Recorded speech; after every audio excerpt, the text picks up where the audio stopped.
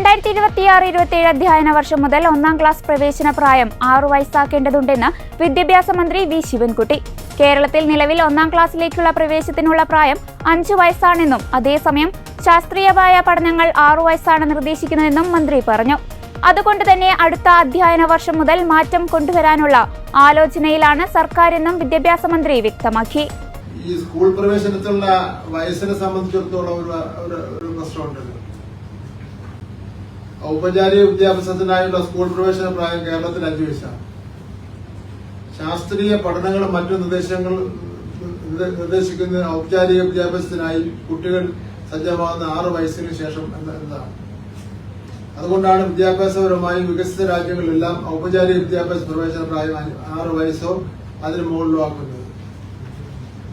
നമുക്കൊരു കാര്യം ചെയ്യാൻ കഴിയുന്നത് ഇനി 2026-27 വരാൻ പോകുന്ന അക്കാഡമി അടുത്ത അക്കാഡമിയാണ് മുതൽ 1ാം ക്ലാസ് പ്രവേശനം 6 വയസ്സാക്കി മാറ്റാൻ നമുക്ക് കഴിയണം എന്നുള്ളതാണ് നമ്മുടെ ധാരണ.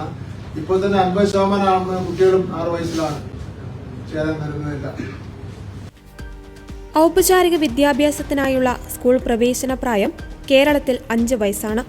ശാസ്ത്രീയ പഠനങ്ങളും മറ്റും നിർദ്ദേശിക്കുന്നത് ഔപചാരിക വിദ്യാഭ്യാസത്തിനായി കുട്ടികൾ സജ്ജമാകുന്നത് 6 വയസ്സിന് ശേഷമാണ് എന്നതാണ്.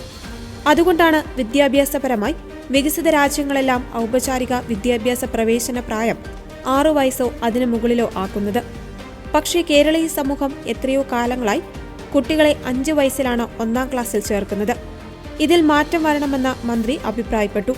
അതേസമയം വലിയൊരു വിഭാഗം കുട്ടികളെ 6ാം വയസ്സിൽ സ്കൂളിൽ ചേർക്കുന്ന അവസ്ഥ നിലവിലുണ്ട്. ഏതാണ്ട് 50% കുട്ടികൾ നിലവിൽ 6 വയസ്സിന് ശേഷമാണ് സ്കൂളിലെത്തുന്നത്.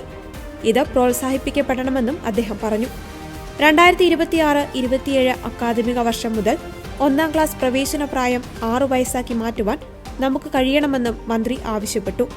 മാത്രമല്ല 1ാം ക്ലാസ് പ്രവേശനത്തിന് കുട്ടികൾക്ക് പരീക്ഷയോ ക്യാപിറ്റേഷൻ ഫീസോ വാങ്ങുന്നത് ശിക്ഷാർഹമാണെന്നും അദ്ദേഹം ഓർമ്മിപ്പിച്ചു.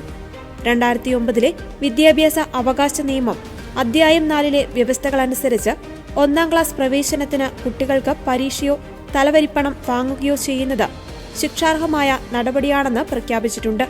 സെക്ഷൻ 13(1) AB ക്ലോസുകൾ ഈ കാര്യങ്ങൾ വിശദീകരിക്കുന്നുണ്ട്. ഈ നിയമം കാറ്റിൽ പറത്തി ചില വിദ്യാലയങ്ങൾ ഇത് തുടരുന്നതായി ശ്രദ്ധയിൽപ്പെട്ടിട്ടുണ്ട്. അവർക്കെതിരെ പരാതി ലഭിച്ചാൽ രാജ്യത്തെ നിയമം അനുശാസിക്കുന്ന രീതിയിൽ നടപടികൾ സ്വീകരിക്കുന്നതാണെന്നും മന്ത്രി പറഞ്ഞു.